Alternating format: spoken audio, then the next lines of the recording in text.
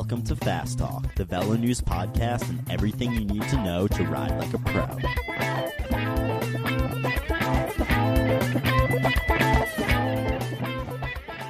Hello and welcome to Fast Talk. I'm Chris Case, Velo News managing editor, joined as always by my extraordinary co-host, Coach Connor. If you've read the January-February issue of Velo News, you surely noticed a feature article written by Trevor and I trying to answer some big questions about climbing.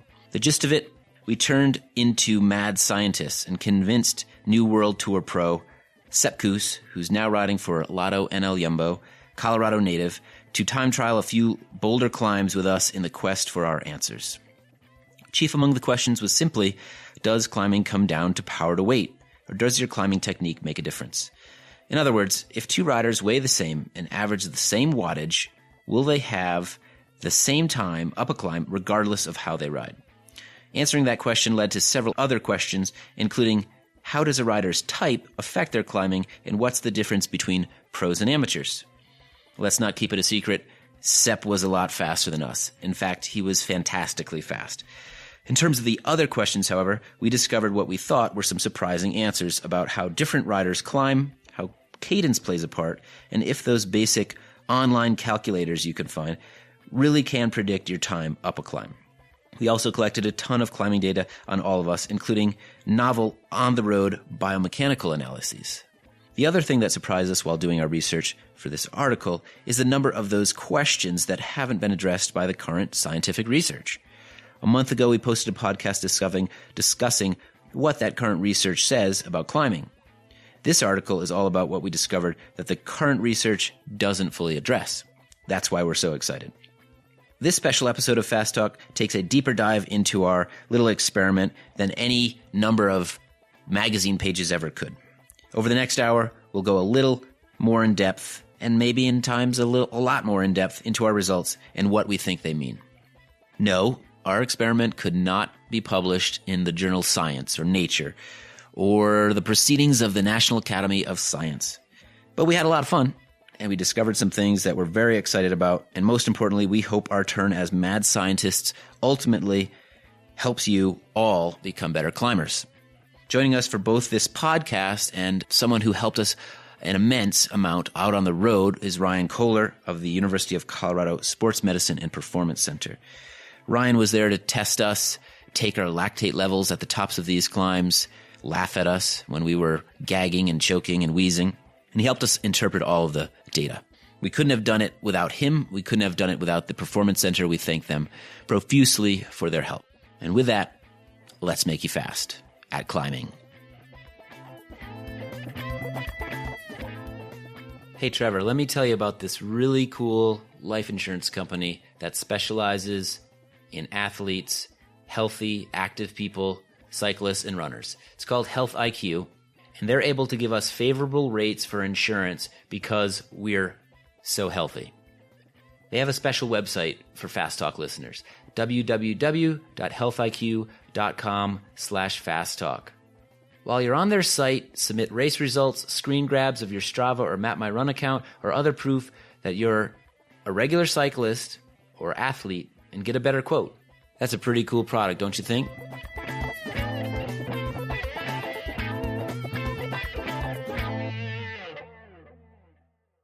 What did we really want to look at in this study? And maybe, Trevor, do you want to sort of outline what we were looking for?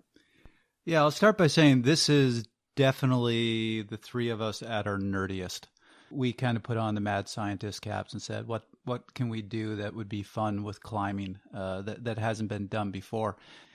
Certainly this isn't going to be published in any major journal. It isn't that sort of quality, but we had a lot of fun exploring things that we couldn't find answers for anywhere. And as we'll kind of talk about through the course of this podcast, found some really kind of cool things that we haven't seen before.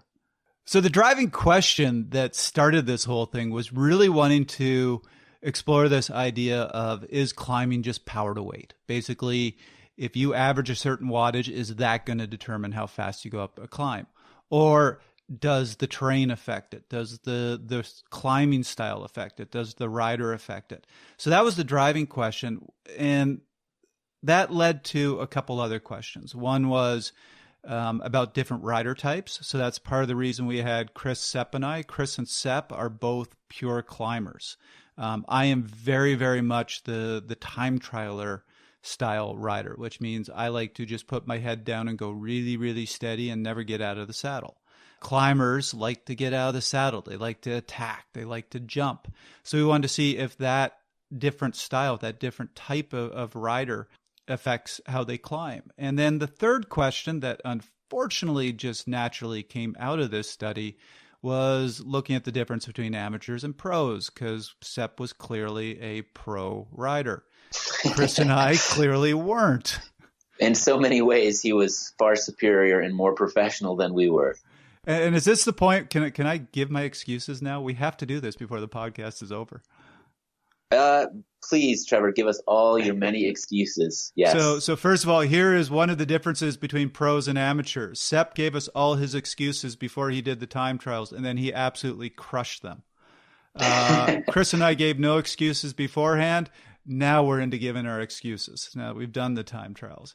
But I am going to say, when you hear all my numbers, in my defense, I had just arrived at altitude. I had just taken my 3-week off-season break, and my back was out. So please don't judge me by some of the things we're about to tell you. The biggest excuse of all, your biggest excuse of all, you forgot to mention. What was that? You're old. Oh, thanks, Chris. Yes, I am old. So are you. I'm not as old. That's one of my excuses. Chris, right, in his defense, was actually sick when we did these time trials. Yeah, I was in the midst of cyclocross season. For whatever that means. It means I had a lot of practice accelerating out of dirt corners, but climbing legs, so to speak, weren't really there. But I didn't perform terribly, I wouldn't say. But yeah, on the second time trial, I was pretty sick, recovering as fast as I could, at least. And I think that showed. So, hey, Trevor, tell us a little bit more about why we chose the people. We briefly discussed that, but then also the particular hills that we chose, the segments that we chose. I think the people's a simple answer. You and I were crazy enough to do this, and we actually convinced Sepp to do it. So that's our selection of people. But we did talk about the fact that we wanted a couple contrasts. We definitely wanted a pro, somebody at the highest level, to see how they climb. And we definitely wanted to be able to compare that time trialer versus the climber. Since Sepp is at a much higher level than I am, it wasn't a great point of comparison looking at me versus Sepp. Chris and I are usually pretty similar level. When we did this, we were originally going to do these time trials in the summer, and at that point, Chris and I would have been pretty much the same level. We weren't quite the same level when we did it because, Chris, as you pointed out, you were on top form for cyclocross, and I was just coming off of my off season. But you still get that good contrast looking at you and I of the time trial style rider versus the climbing style rider. So for the climbs, we used 3 climbs, but we were really focusing on 2 of them, which is Flagstaff and Left Hand. And anybody who's been to Boulder, Colorado, you know these climbs. They're pretty famous. Flagstaff is very twisty. It's a good Alpe d'Huez type climb. It's very variable grade. You have stretches that are just 4%. You have stretches that get up to 16 to 18%. So it is a climber's climb. And if you go on Strava, you'll see a lot of top names in that top 20 on the list. For me, it was a 30-minute climb. For Sepp, not so much. So we'll call it a 30-minute to much faster time. Left Hand, we basically took a segment of that climb because the whole climb itself takes an hour and a half. So we used a segment that was about similar time to Flagstaff. And interestingly, its starting altitude and finishing altitude was virtually identical to the Flagstaff segment. And if you're in Boulder and you want to try these, we marked these segments in Strava. But the idea here was to get 2 climbs in that 25-minute to 30-minute range, one being very steep and variable. Left Hand is just kind of this steady, mostly 5 to 6% grade the whole way up. It does get a little steeper at points, but it's a quite consistent grade climb. So we wanted to compare those two types of climbs. And I think it's even closer to 4% on average. It is not steep, and it does not change. Yeah. The other one that we threw in there just to experiment a little bit or get a little more data was part of what's called Magnolia. The whole climb is 30 minutes and ridiculously steep. We use the steepest 10-minute stretch of that climb. So it was just painful. And it was basically to see just how fast each of us could climb. Maybe we could move on to some of the interesting, well, there wasn't that much equipment that isn't available to most people. We obviously had our power meters, our heart rate monitors. Something that maybe not everybody can do on their own is we were taking lactate levels out in the field, and Ryan was helping with that. But I'm kind of curious to have Ryan describe the LIOMO devices that were used to get some interesting biomechanical data from Trevor and Sepp on some of the climbs. So maybe Ryan, could you describe the LIOMO devices for us? Sure. The LIOMO devices were sort of very large Garmins that focus on picking up biomechanical data.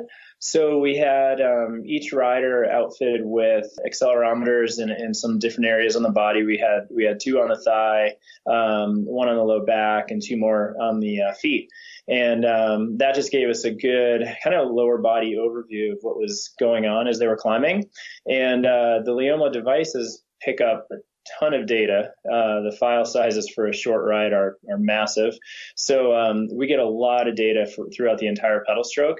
Yeah, we had those on everyone as they were doing the climbs, and basically it'll pick up things like ranges of motion in the legs and the feet, pick up maximums, minimums, averages. We can see maximum and minimum of what? Oh, sorry, angles and ranges of motion. Mm-hmm. Yep. So we'll see how those angles change over time. And then we have things like pelvic tilt and rotation in there as well. So it really just allows us to get a lot of data for, how the body's moving over those climbs with even small changes in terrain or, when fatigue starts to set in, we can see those changes come up biomechanically. So it's a great way to just sort of dig deeper into some of the data since we had lactate data at the end, we knew how hard people were going, but the LIOMO devices allowed us to get a better sense for their pedaling style and see what types of riders, how they pedal differently, and see if there were any changes that would indicate any fatigue or anything else like that as they were climbing. I'm sure a lot of people are going to say at some point when they read the article, oh, well, wheels would have made a difference or this bike would have made a difference. We really tried to eliminate that as a factor. Yes, equipment was probably can affect your climbing, but we basically standardized all of us. We were all on very similar race bikes with very similar race wheels, so that wasn't really going to be something that differentiated one of us. We were also all using our own power meters, and power meters are notoriously variable. You have 2 power meters, they're going to read differently. What we did try to do, thanks to Ryan, is when we tested in the lab to find our physiological thresholds, we actually did it on our own bikes. So we made sure that the power meter that recorded our physiological threshold was the same one that we were using for the time trials to at least get that consistency. The other thing that was nice is Ryan tested all of us on the same Wahoo kicker, so we could at least see how we each of our power meters varied from that Wahoo. And Ryan, maybe correct me on this, but when we looked at the data, for example, my threshold on the Wahoo was 300 watts. My threshold on the my power meter was 300 watts. So I seem to be right on with the Wahoo. With Sepp, his threshold on I'm trying to remember this, but I believe his Wahoo threshold was 330 and his threshold on his power meter was 326. I might have those reversed. They were definitely 326 and 330. They were close. Yeah, so he was in very that range. Close. Chris was the one that we saw big variance. On the Wahoo, he was... Because I broke the machine. Too much power. Yeah, no, that's what you were saying about Sepp. I remember asking Brian after the test, and you're like, he just wouldn't stop. But Chris was 280 on the Wahoo and 267 on his power meter. So that was about a 6% difference. And his power meter on his bike was reading low. And that's going to be important later because when we did all the calculations, based on his bike's power meter, it kept underestimating him, his times. And some of that information, or some of basically the fact that my power meter was reading low was backed up by the prediction calculators that you used online. Bike calculate. What are the names of them again, Trevor? cyclinganalytics.com and bikecalculator.com. Yeah, so it was bikecalculator.com that we ended up using in the article. I tried to use Analytic Cyclist, but there's a lot of information that you need to put in there, like very particulars of the air pressure, the rating, the kind of basically the gradient of the road, not the steepness, but how rugged the road is, for lack of a better word. There were a lot of things that we didn't have the information for, so I really couldn't get decent predictions off of Analytic Cyclist. Back up for just a second. What we were looking to see is, does it come down to power to weight? And these websites have engines where you plug in some variables and it will spit out a predicted time based on those variables, length, grade, etc. And we wanted to see how accurately they would predict our times. Right. The other reason we ended up tossing Analytic Cyclist is for the article, thinking of our listeners. Bike Calculator is kind of nice that you put in it things like, were you in the drops or were you on the hoods? It's very user-friendly, where Analytic Cyclist is asking things like, please give your exact frontal area, which nobody's really going to know. So Analytic Cyclist, fantastic That's very tool. personal too, very personal. Fantastic tool if you have all that information, but most people aren't going to have that information. So we went with a tool that any of our listeners and our readers would be able to use. And the really interesting thing about Bike Calculator is all the variables were the same for all three of us, except for two things: our power and our weight. And what did we find? I mean, we found some pretty incredible results with that in terms of the accuracy of their predictions. Basically spot on. Right. So bearing in mind, we use very different types of climbs.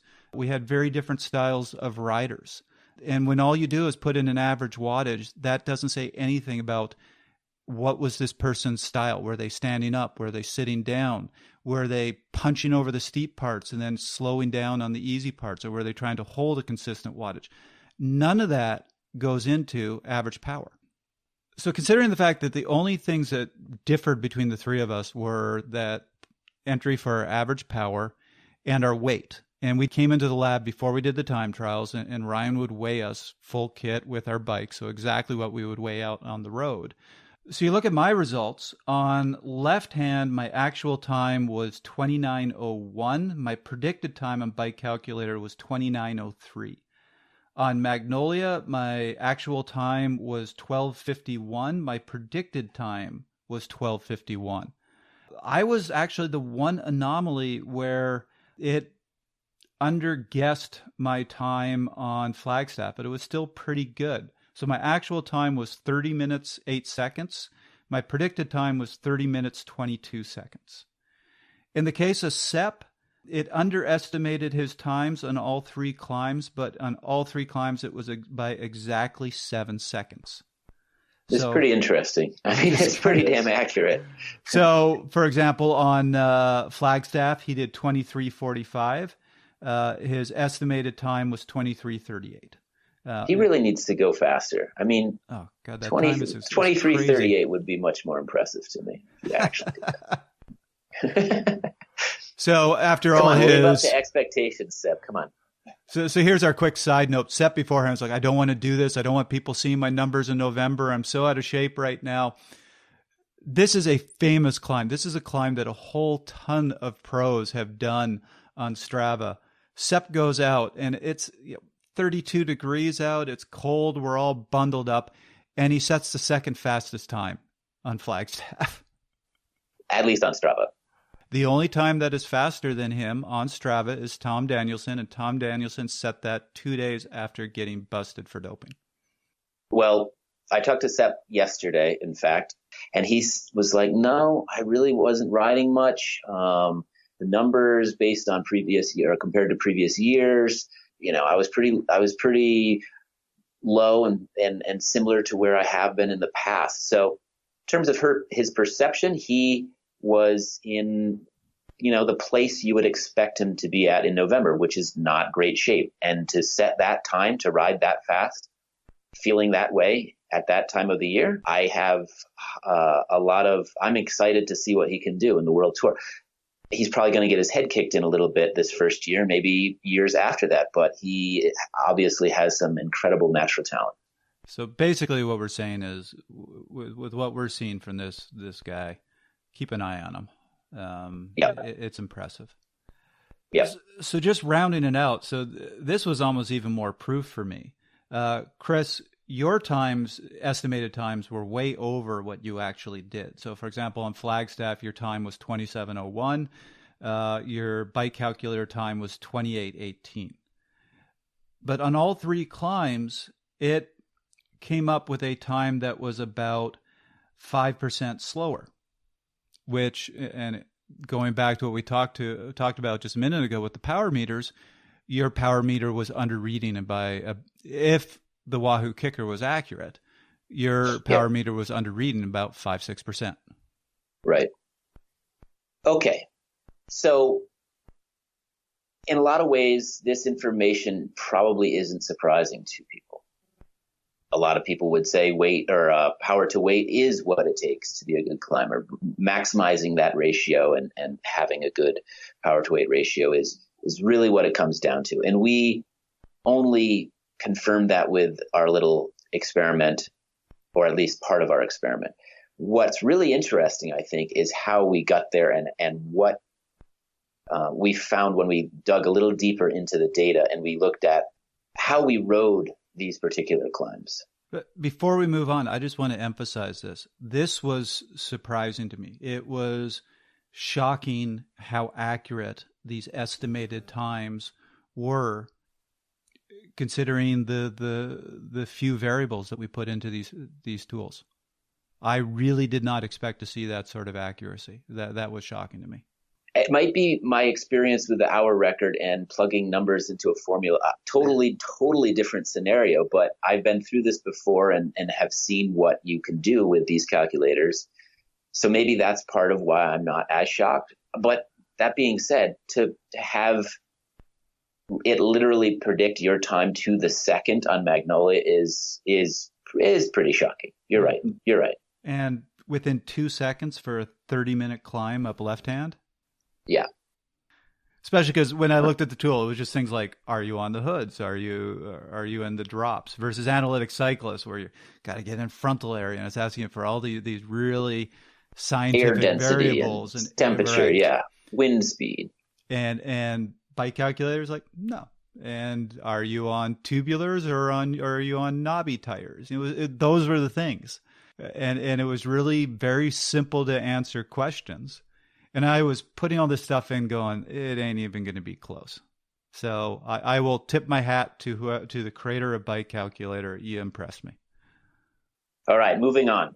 Let's talk a little bit more about what we found when we dug a little deeper into the data. It's unfortunate that we can't, at some point you will see this either online or in the magazine, these heat maps that you created. And maybe you want to talk about how you created them, Trevor, and then we can dig into the details of what they're showing us and pull out some of the most interesting findings there. First of all, I will tip my hat to the folks over at Training Peaks. This is a variation on a graph that they created in WKO that I spent some time modifying for our article, but it's a pretty cool graph. And basically what it does is you take your training zones, your power training zones, and it color codes them. Because if you ever look at a graph of your power, it's a quite variable line, and it's really hard to see what's going on with your power. You can't look at a power line and just go, okay, so right now you were in zone 2, now you were in sweet spot, now you were up at threshold.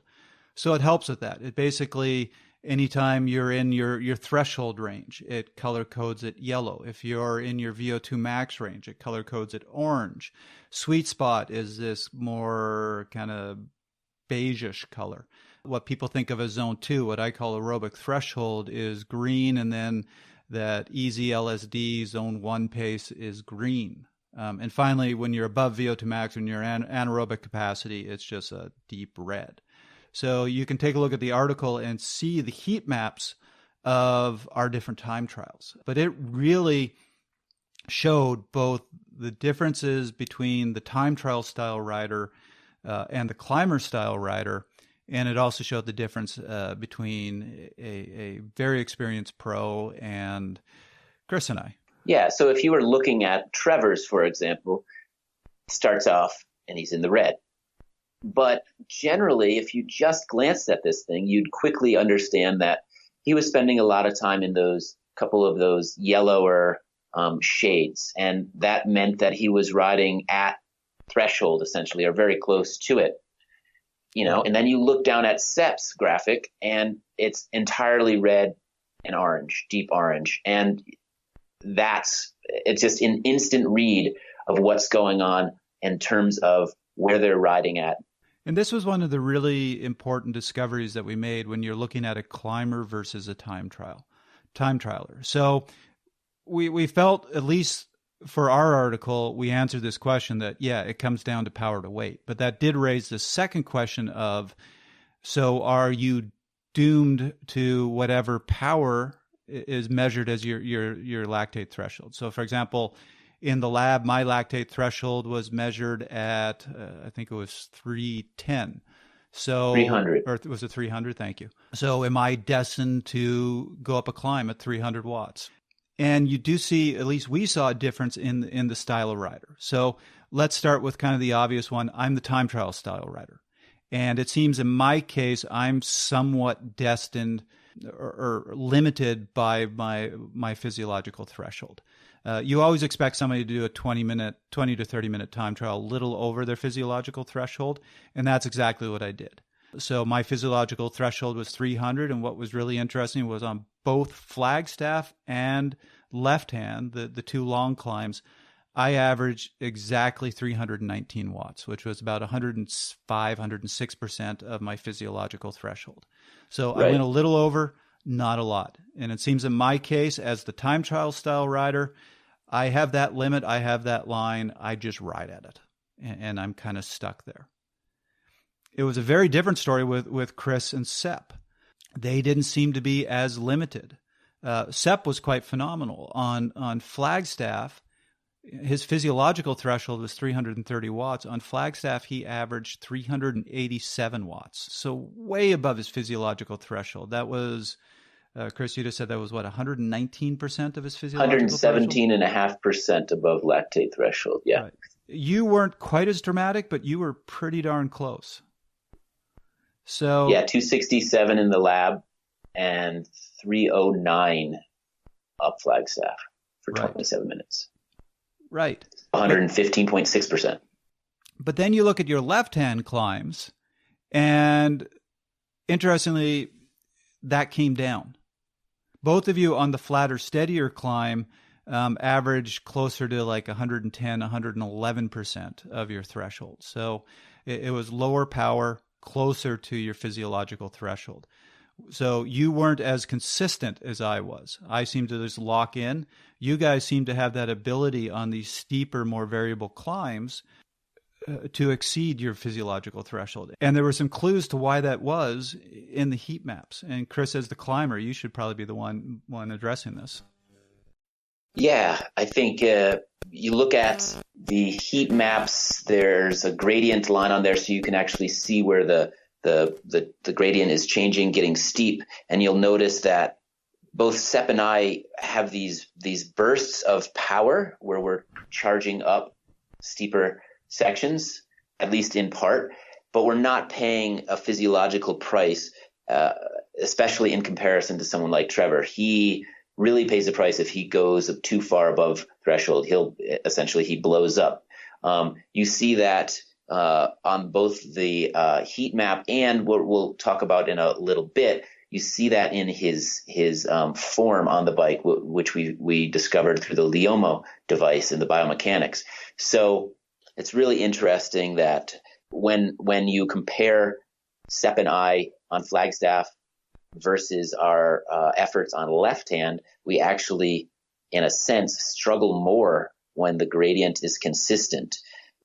And I think I know we're jumping ahead, but that's really one of the more interesting findings of all of this stuff is the hypothesis that you came up with, Trevor, based on this information. I don't know if you want to share that now. Yeah, so that was fascinating when we added in the lactate data. And Ryan, thanks again for sitting there at the top of some cold climbs and taking our lactate levels. But again, you saw with me as the time trialer, I had very consistent wattage and I had pretty consistent lactates at the end of each climb. So Ryan, why would you take a lactate at the end of these climbs? What is that showing you?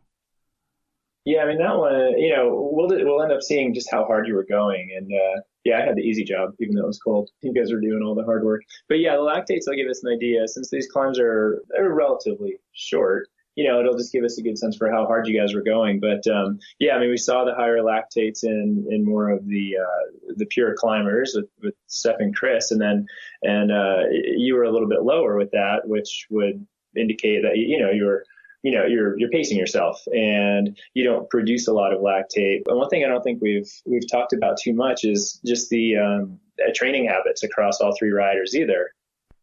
And that's maybe another question, to think about with Chris coming off of cross season. Does he have a better ability at this point to push those shorter, harder efforts where you train more like a time trial, like this long, steady, is that going to limit you over time? And I know we saw some pretty cool things with your lactate data from the lab that might have indicated, was it partly your training? Is it partly your genetics? Like, just what you're predisposed to, where you're just going to pace yourself more and produce less lactate, and you're just somehow better adapted to ride that edge, but not go over it. Whereas Chris and Sepp, Sepp is obviously hugely gifted with his physiology. So even, on his essentially off-season time here, he's still able to push really hard. With Chris, as part of his training play into this, what he's sort of geared toward, I wonder about that too. Yeah, so I'll tell you, with me, my lactate levels are naturally pretty low, and that's typical of the more time trial style rider, where Chris and Sepp were both getting up to 9-10 millimoles per liter, which I don't think I've ever seen in my life. Which again is consistent with some of the research on the climber style rider, that they can hit those higher lactates and tolerate them. If I start hitting 6, I'm toast. I don't have anything left in my legs. Yeah. You made a good point, Ryan. There is a training aspect. There's also the fact that I was not acclimated. And anybody can tell you, when you go up to altitude and you're not acclimated, you can't go above threshold. It just kills you. So I was it took my normal time trial style physiology and kind of exaggerated it. All that being said, the data shows that Sepp and I were working harder, but not able to go as high above our lactate threshold, generally speaking. Is that right? And that's kind of the basis for this. Climbers may thrive in terrain that allows them to push above threshold and then back off, clear it, push again, back off, clear it, and vary their pace in order to perform at a higher level, in a sense. Right.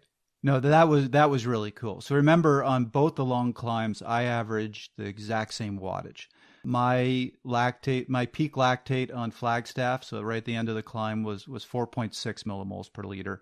On left hand, it was 6.1. So it was a little higher on left hand, but we did left hand a week later. We did Flagstaff just a couple days after I arrived at altitude. And one of the adaptations, acute adaptations to altitude after about a week, is actually improvement in your anaerobic metabolism. So you would expect me to be able to hit a little higher lactate levels in that second week. So for all intents and purposes, my lactates were the same. Chris and Sepp averaged lower power on left hand, but on Flagstaff, their lactates were 6.4 and 5.6. So more in line with mine. On left hand, where they essentially did not perform as well, relative to me, they performed worse. Their lactates on left hand were 9.4 and 9.8. So they weren't performing as well, but physiologically their bodies were struggling more, which was absolutely fascinating. So yeah, my theory, as Chris just said, or our theory, was this: being able to vary their pace for climbers is critical to be able to manage lactate levels, to be able to maintain homeostasis. But Ryan, what do you think? Yeah, I agree. It seems like it would be really interesting to take more lactate samples for Chris and Sepp, I think, throughout something like Flagstaff climb, where, we see so many times where their heat maps are above threshold. They do seem to almost need that variability to where they can push hard, sustain higher lactates, activate that glycolytic system, and utilize that strength of theirs. And then when they do back it down in some of those lighter sections, it clears so quickly. They really do need that, but it would be interesting to see if, for you, I'm sure your lactates were pretty similar throughout based on your pacing. Yeah. But with Chris and Sepp, I wonder if we would see some bigger swings in that just based on their heat maps. Yeah, they just need that to allow their body to kind of physiologically do its thing, Future experiments. Yeah. They're all coming out. Well, you even saw it in our descriptions. This was kind of fun. I remember we were at the top of Flagstaff. We all started talking about the wall. So anybody who's done Flagstaff, when you get to about the 20 minute mark, for Sepp, 5-minute mark, maybe? I don't know. 15, yeah. You hit this wall that is 16, 17%. It's 3 minutes, but it looks like 10. It feels like 10 minutes of death. It kills you. It is the last time I ever had to get off a bike and walk up a climb was that wall several years ago. When was that? That would have been 2003. Okay, so a while back. And I got to the top and I was like, the wall killed me because I had to go over threshold. I had to go into that anaerobic capacity range, that red on the heat map. And I blew up. I was done. From that point forward, I was crawling to the finish line.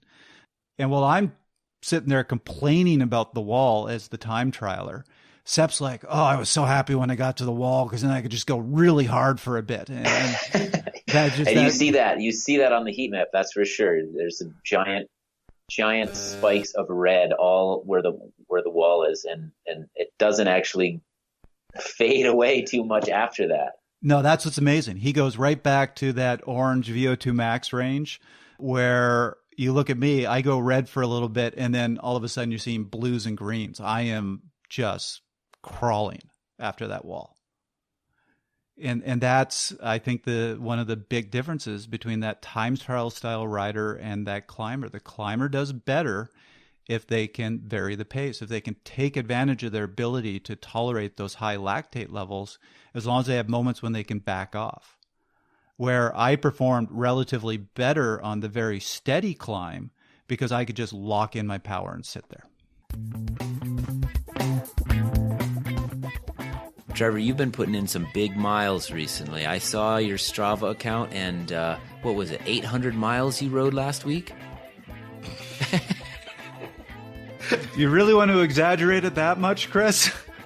Yes, I did put in 800 miles. And then I worked a 70-hour work week, and I slept 1 hour a night. Yeah, well, that's actually not an exaggeration. And this is why I will never get life insurance.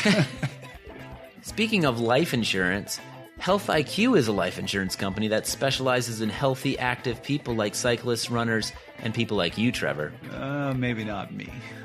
In any case, they're able to give us favorable rates for life insurance, and they have a special website just for us, Fast Talk listeners. www.healthiq.com/fasttalk. Listeners of the show can go there for a free quote.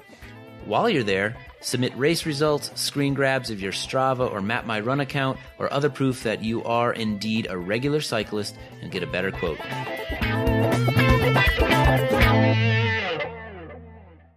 One thing that's interesting too about the wall is the defining feature in a way of Flagstaff. It's steep, but I think it's too long for another tactic that came out of the data that Sepp employed to improve his climbing, which was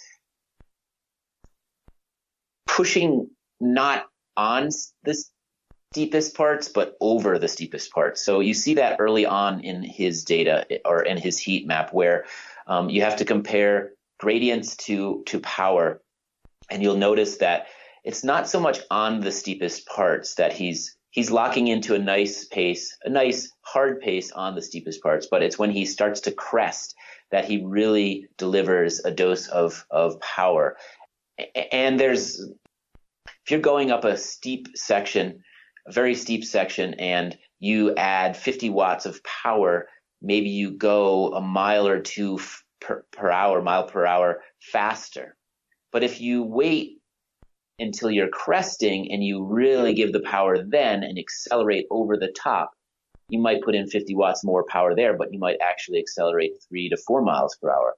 I don't know if there's any physics, science to back that up, but it just makes logical sense to me that is a really smart way to use the terrain to your advantage.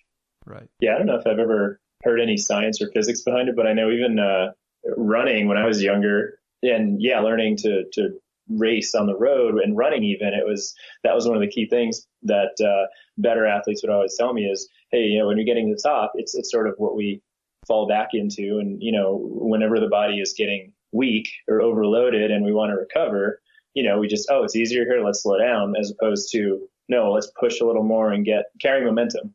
Yeah, and I think Nordic skiers use this quite a bit as well.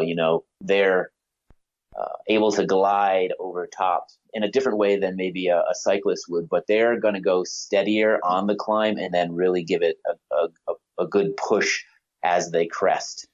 So the one theory I had, and this is, I'm sure somebody will write in and absolutely destroy this because I'm drawing on memory from many years ago. You thrive on that abuse, though, don't you? I love that abuse. So please, somebody totally prove me wrong here. But I vaguely remember that when you relate velocity and acceleration to power, that velocity has a squared relationship to power, where acceleration has a cubic relationship to power. Nerd alert.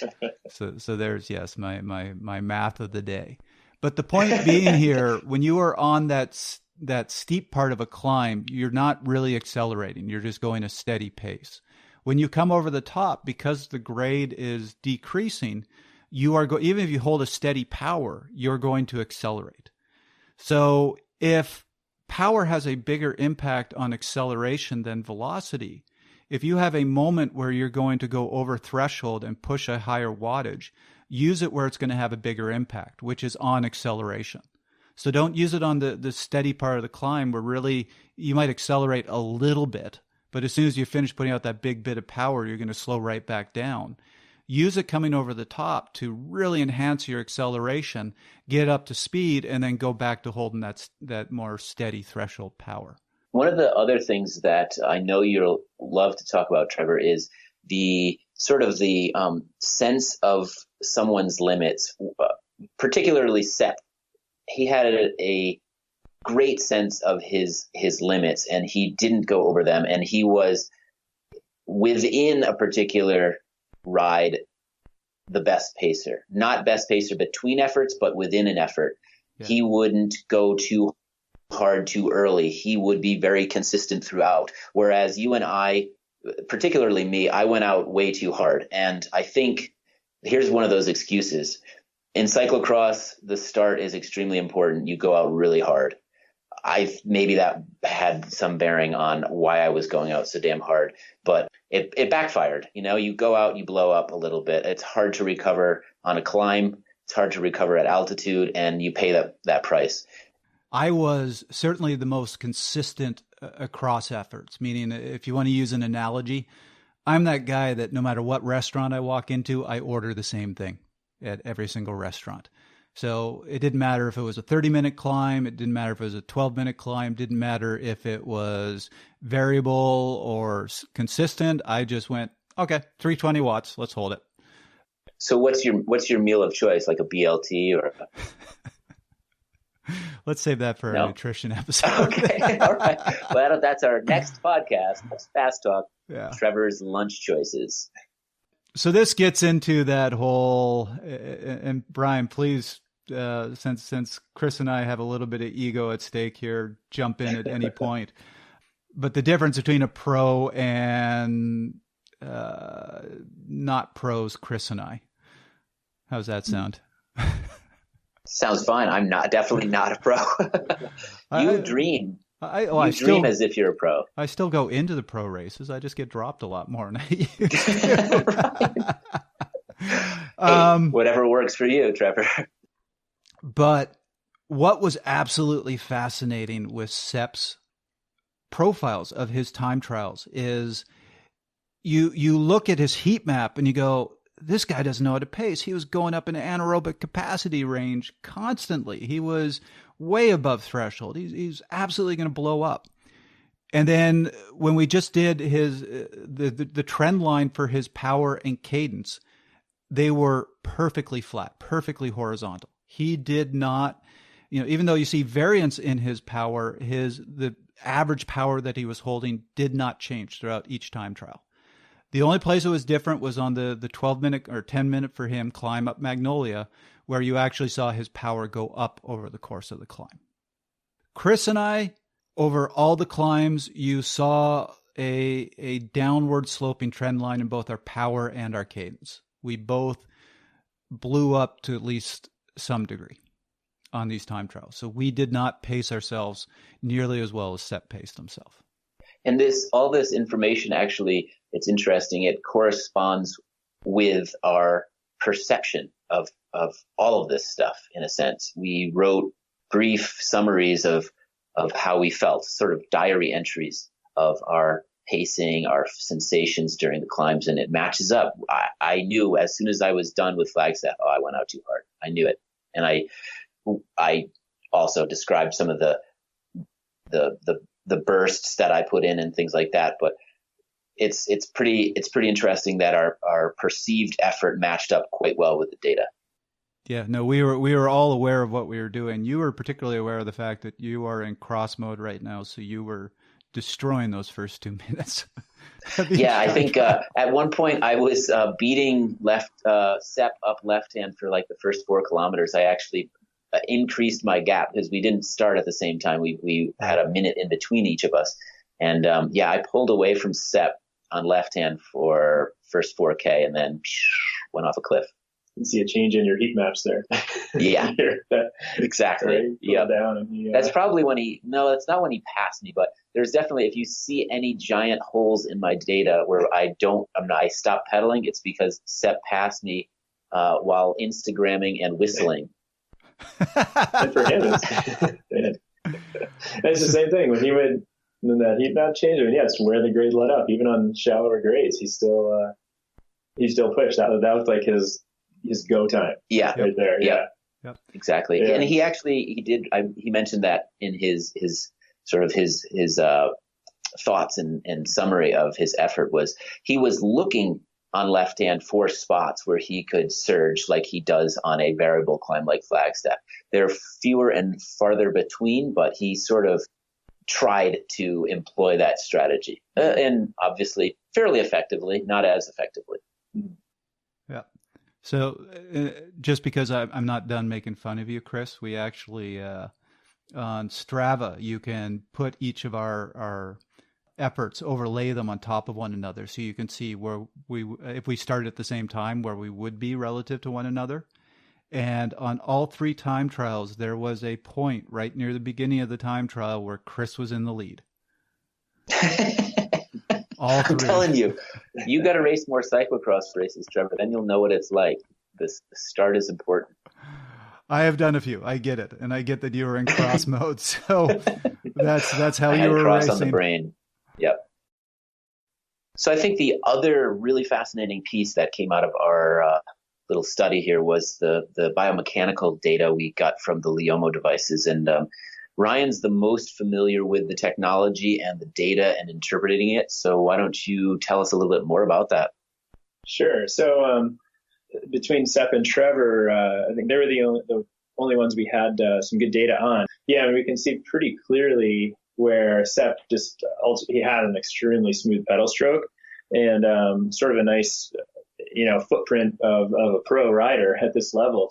We see that Trevor's overall, he has, on the left side, some dead spots in there, pretty consistent areas. Just to clarify here, we've beaten up on the fact that I was the slowest. We've beaten up on the fact that I blew up on the climb. So now let's also beat up on the fact that I have a horrible pedal stroke. Is there anything else we want to make fun of before we're done today? Please, at this point, I've got nothing to lose. So let's go. Well, I mean, we've probably seen worse, but maybe once or twice. Wow, that is the nicest compliment I've gotten the whole time we worked on this piece. We have seen worse.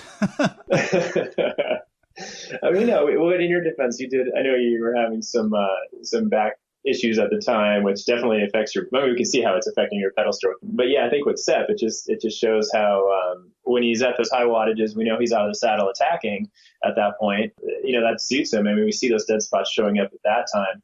When he's seated like that, he's extraordinarily smooth. I think with yours, Trevor, it was just we saw some consistency throughout there, but once you got down on some of the steeper sections, that sort of seemed to kind of throw you off your game there a little bit, where maybe you had to get up and stand a little more, and it just took you out of that ability to hold your steady pace. Then your biomechanics started to break down a little bit more. So that piece was pretty interesting. It is also interesting that when you look at that pelvic angle, that really shows when somebody is standing up or seated. How rarely Sepp stood up, and it was really just those moments to attack over the climbs where, again, to make fun of myself, you saw me being much less consistent, I'm talking right now about Magnolia. I was in and out of the saddle a lot more. You could see I was struggling a lot more. Yeah, and we can see really clearly if we look more into the Leoma data, especially on Magnolia, Sepp's, he had some very distinct changes in his pelvic angle, and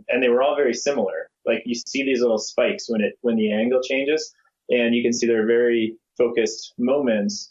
And then when we look at yours, we see initially, some changes, and there's some where the spikes are a little bit higher. Other times they seem a little bit subdued. So it would indicate to me that, as you're struggling with those above threshold efforts, it's changing your biomechanics more, whereas Sepp's biomechanics don't change as much. Does that make sense? It does. I'm curious if you have any thoughts on why that would be. So Trevor's when on those spots where we see your pelvic angle change, I mean, it's sort of where, your core is out, you're sort of wrestling the polar bear up there, right?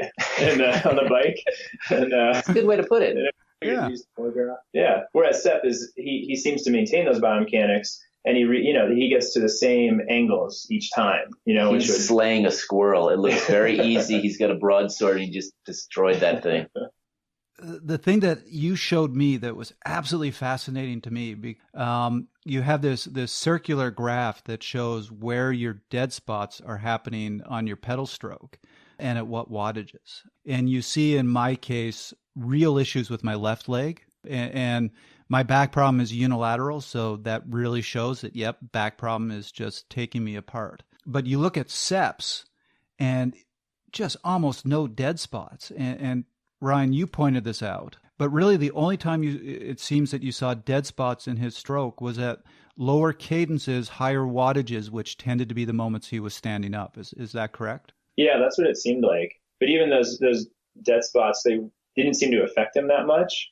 In some cases, it was a little bit more left side than right side, but they seem really spread out, where we get kind of that shotgun appearance of things. They seem very spread out. Whereas in others, we see that, like on your Magnolia, we can see they're a little more focused in certain areas. So I'd almost look at that as, yes, he has dead spots, but they're like very small. They might affect him minimally throughout the pedal stroke, as opposed to having like one huge area to worry about. But it seems to happen on those lower cadences. Where you look at mine, and on that left leg, the coming over the top of the pedal stroke is just this solid green color. Yeah, and even with Sepp, I mean, in general, too, we really don't see a lot of those dark blues. So, I mean, it speaks to his ability to just hold that higher cadence, and he's very well adapted to that. Whereas I feel like, and that might be one of those differences with pros versus amateurs. And we see this, I mean, now that it's indoor cycling season, we always see people, they're on Wahoo kickers, and whenever the power is driven up, their first go-to, because it's flat, is, oh, let's go to 100 RPMs to get through this interval, as opposed to, allowing that force to develop over the pedals and, learning to produce more force on the pedals like that. So when they do go outside in the spring and summer and get on Flagstaff and Magnolia, it's not like this shock to the system when they get on a 16% grade and all of a sudden their body breaks down because they're at 55 or 60 RPMs. Which was really interesting because we talked with Sepp about that. He said that in training on climbs, he spends a lot of time working on cadence. So he loves these intervals where he'll do a couple minutes at like 50 RPM and then a couple minutes at 110 RPM. And he just goes back and forth. Always the same wattage, but we'll work on both the high cadence and the low cadence. But what we couldn't get into the article, we just didn't have the space as much as we wanted, was when he's actually time trialing, it was remarkable compared to Chris and I, how high a cadence he held and how consistent. His cadence would only vary about 20 RPM, even on climbs like Magnolia and Flagstaff, and where you would see Chris and I getting down towards bogging down, basically hitting 50 RPM. I don't think Sepp ever dropped below 60. I think that that speaks to the fact that he wasn't going as slow as us, so he was able to maintain a higher cadence, given his gears, which he wasn't riding anything special, in terms of race gears, but we probably should have if we wanted to be at our best on a climb like Magnolia. So it speaks to the fact that if you really want to be a good climber, there might be a point where your ego should be set aside and you get the gearing and the compact crankset or the combination of gears front and back that works for you, your terrain, and your skill set. And so when we did look at the research on climbing, I looked for studies that explored biomechanical differences between climbing and riding on the flats. And there were a couple that found differences in muscle firing patterns. So initially it did look like climbing was different, but then when they factored in cadence, those differences went away. So the conclusion of one of these studies was that, yes, we have different muscle firing patterns climbing, but it's entirely due to the fact that our cadence drops when we climb. And the other thing they showed in this study is it's less efficient. So the conclusion of the study was learn how to keep a higher cadence climbing if you can, because you're potentially going to climb better. And the more you can actually have your cadence on a climb look like your cadence on the flats, potentially the better you're going to do, and the more efficient muscle firing pattern you're going to have. And that's exactly what we see with Sepp, not with you and I. So you guys need to get on. Trevor needs a compact. Okay, absolutely. I'm already in mid compact. What are you riding, Trevor? I'm on 5236. I'm old. I can't go to compact. It's against the rules. They sell those now everywhere. You also live. The majority of your time is spent in Toronto, where you could probably ride a 75 tooth front chainring. Yes, but my whole time in Colorado, I refused to ever go compact. As a matter of fact, when I got a new bike there and it came with a compact, I just took it off and sold it. So oh boy, maybe I should be rethinking. But I will tell you that I'm now 11 speed, and the idea of getting that 32 You're now on the back. 11 speed. They've gone to 13 already. By the way, you're that far behind. I went to 11 speed in September. Thank you. I'd say no more. Well, those tips right there lead well into maybe what we should close with, which is, what do you do with all of this great information? What should people take away from this podcast? What can they do themselves to go out and be a better climber? Yeah. I think pacing and egos can go a long way. So I think, like I said, I see a lot of our athletes where they do have a hard time pacing. Being able to work on that and we can get everybody to that area, like Sepp's level of understanding, essentially, And this is another one where someone can probably correct me if I'm wrong, but years ago there was a life coach seminar that he came to where I was working, and he had a term called teleo anticipation. And it's something I still use these days with my athletes, and I throw that around, and they look at me funny when I say it. But really, with that, what it is having that ability to that forethought to say, okay, I'm climbing for 20 minutes, 40 minutes, an hour, whatever that case is, and intuitively know kind of pretty close what you can hold, and it's not always related to just the power or just heart rate, but it's just those sensations in your legs. So I think different ways we can help athletes learn how to pace themselves and have that anticipation can really help them with the climbs. And then if we pair the ego piece with it to say, yeah, hey, it's okay to get a bigger cassette if you need one, and learn, it's like take that load off your legs so you can accumulate more time climbing without being overly fatigued. I think those are, two big areas that I always shoot for with athletes. I think to step back from that just a second, and maybe one of the first steps is knowing what type of rider you actually are. Are you somebody who is physiologically built like Sepp and I, so a climber, so to speak, or are you more built like Trevor, the time trialist body? Do you thrive when things are steady and consistent, or do you thrive when it's more technical, when there are changes in grade, turns, corners, and so forth? And once you've identified which rider type you are, then you can work towards the strengths that you have. Since you're the time trialist, Trevor, maybe you should go into how you take this information and put it into practice. Yeah, and you should do the same for climbing. But as the time trial style rider, and I can tell you this from experience racing, because I've had some of my best races on very hilly courses. But I really, when we hit a climb, I just ignore what's going on with the rest of the field. Guys attack, I don't care. I am just going to lock it in at my power, and I'm going to get up that climb as fast as I can, but it's going to be very steady. And what I tend to find is guys will attack, they'll go up the road, but I know that most of the time I'm going to see them again pretty soon. To some degree, especially if the whole peloton's responding, you do need to respond to those attacks because there still is a aerodynamic effect from a drafting effect from the peloton on climbs. And if you get popped, you're probably done. So you do need to respond to a degree, but you have to be really careful as the time trial style rider of too many efforts above, you're going to blow up. And I always have that point where I just go, okay, now I'm doing my own pace, wherever that puts me, especially on those steep, nasty climbs. As a time trialer, you need to know which climb you thrive on, and it's those steadier, lower grade ones. And in the past, I have taken advantage of those to try to hurt, actually, the climbers by just driving at a high pace that I know they're going to be sitting on my wheel, never get that chance to recover, and I'm going too fast for them to really launch a good attack and know that they are hating what I'm doing to them. Chris, you remember we were on Mount Evans, and you were putting the boots to me on all the steep parts. So we got to that hour-long steady grade, and that's where I made you suffer for what you've been doing to me earlier on. Do you remember that? Yes. I try to forget it, but... So, Chris, what about as a climber? What do you recommend? Yeah.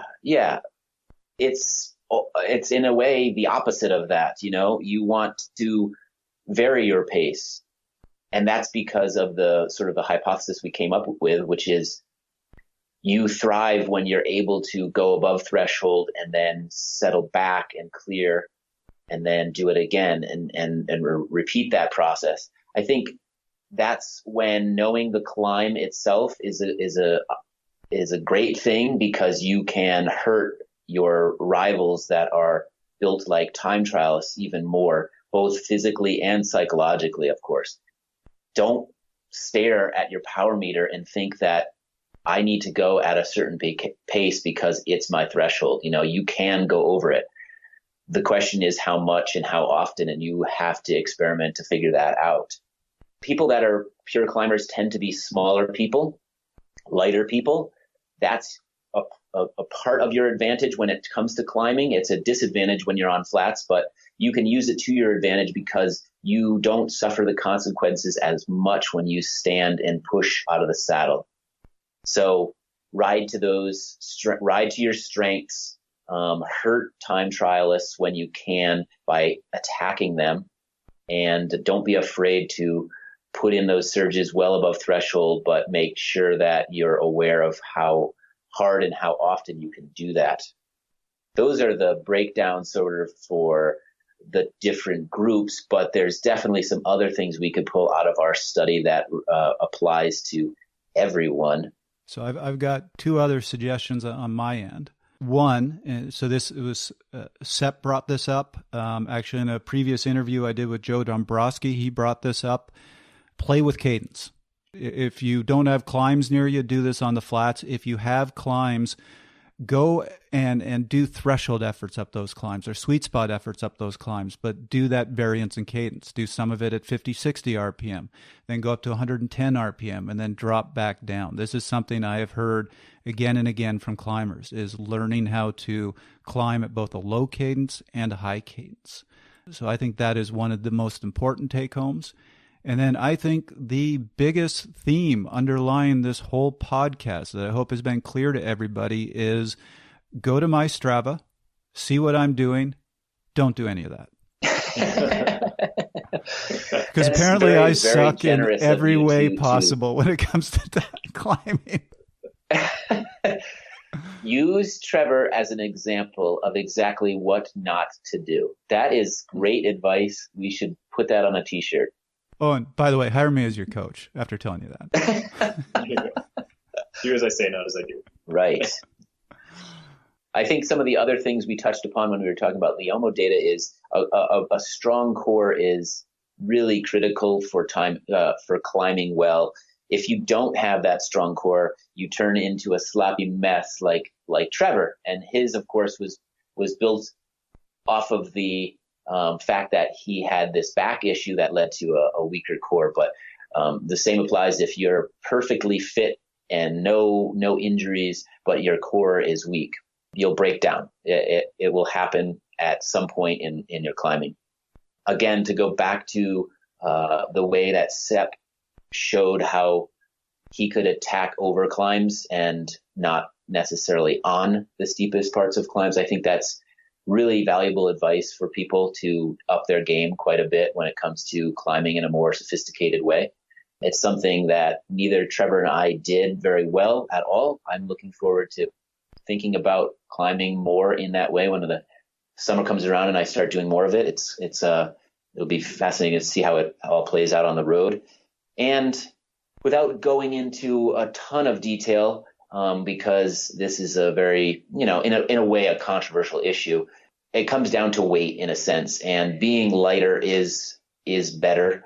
There are healthy ways to lose weight if that's what you're looking to do. We've had podcasts essentially about that very topic, but you want to target a percentage of body fat that's not too low, 9% roughly for men, 11% for women or thereabouts, and do it in a healthy way and not drop weight in a particularly fast or unhealthy way.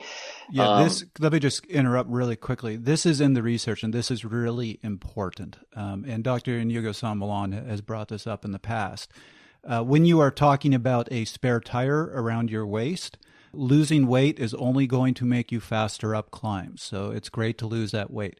Once you drop below that healthy body fat percentage, once you drop below a certain weight and you're going to start losing muscle mass, you're going to start losing important tissue, then actually you can hurt your power to weight ratio. You can actually become a weaker climber. So or a slower climber. There is a point where dropping more weight is going to hurt you, not help you. I look at it as a constant series of choices that gets you there. It's not like one big thing where you go on an extreme diet or anything like that. It's a constant series of the right choices that are going to trend you in that direction. And that's where you can then avoid getting too low, because you'll be able to see that trend line essentially. Thank you, Ryan, for all of your effort on the project and your time today. Again, thanks to the Performance Center here at the University of Colorado. And just to pitch another article that appears in the January issue that Ryan helped me write. Ryan did much of the work on it. Of course, he's a trained nutritionist. And this article, the diagnosis column in this month's issue, is about a rider who was struggling to lose weight. And Ryan helped him lose weight in a very smart and intelligent and methodical way, which is the right way to do it. So check that article out in this month's issue. That was another episode of Fast Talk. As always, we love your feedback. Email us at webletters@competitorgroup.com. Subscribe to Fast Talk on iTunes, Stitcher, SoundCloud, and Google Play. Be sure to leave us a rating and a comment. While you're there, check out our sister podcast, the Velo News Podcast, which covers news about the week in cycling. Become a fan of Fast Talk on Facebook at facebook.com/VeloNews and on Twitter at twitter.com/VeloNews. Fast Talk is a joint production between Velo News and Connor Coaching. The thoughts and opinions expressed on Fast Talk are those of the individual. For Trevor Connor and Ryan Kohler, I'm Chris Case. Thanks for listening.